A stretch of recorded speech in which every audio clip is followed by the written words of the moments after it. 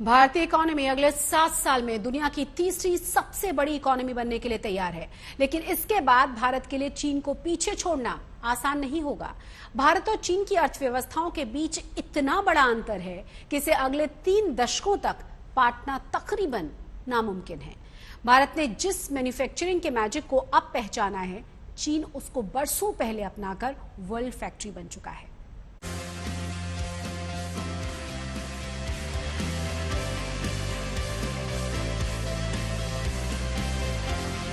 इस साल ब्रिटेन को पीछे छोड़कर दुनिया की टॉप 5 अर्थव्यवस्थाओं में शामिल होने वाला भारत जल्दी ही अमेरिका और चीन के बाद दुनिया की तीसरी सबसे बड़ी इकोनॉमी बनने के लिए तैयार है।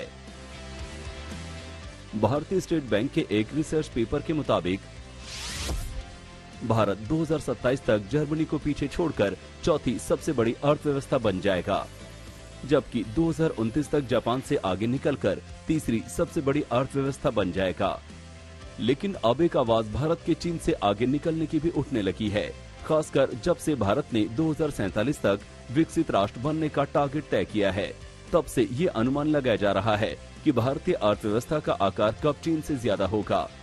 अगर मौजूदा आंकड़ों के हिसाब से मुकाबले करें तो फिलहाल भारत की इकोनॉमी का आकार करीब $3.5 ट्रिलियन है, जबकि चीन की अर्थव्यवस्था $17.5 ट्रिलियन से भी ज्यादा है।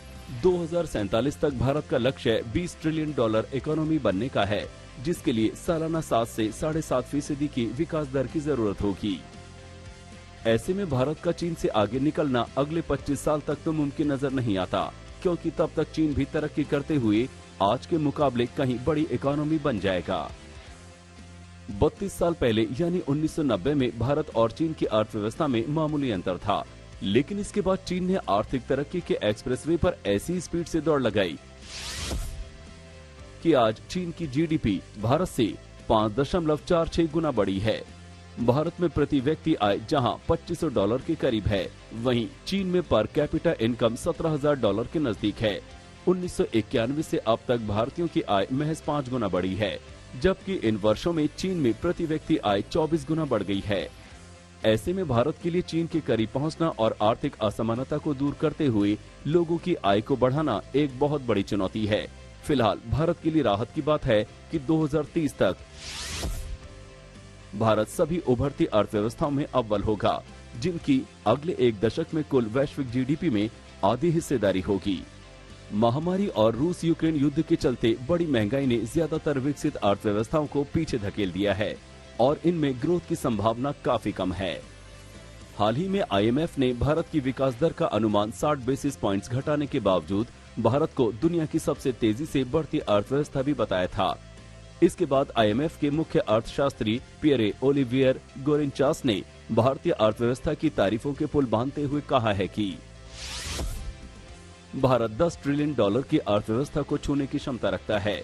इसके लिए उन्होंने शिक्षा और स्वास्थ्य में निवेश बढ़ाने का सुझाव दिया है। उन्होंने कहा कि भारत में इमारतों और सड़कों में निवेश के साथ ही अगर मानव संसाधन, मानव पूंजी, स्वास्थ्य, शिक्षा वगैरह में निवेश बढ़ाया जाए तो फिर भारत भी तेजी से आगे बढ़ेगा। पियरे ओलिवियर गोरेनचास ने कहा कि $10 ट्रिलियन की अर्थव्यवस्था बनने की क्षमता सभी देशों में नहीं होती। कुछ देशों के लिए तो ये लक्ष्य हासिल करना बेहद मुश्किल है, लेकिन भारत इस टारगेट को हासिल करने की क्षमता रखता है। उन्होंने भारत को इस लक्ष्य तक पहुंचने में सक्षम बताते हुए कहा कि इसके लिए भारत को संरचनात्मक सुधार करने की जरूरत है।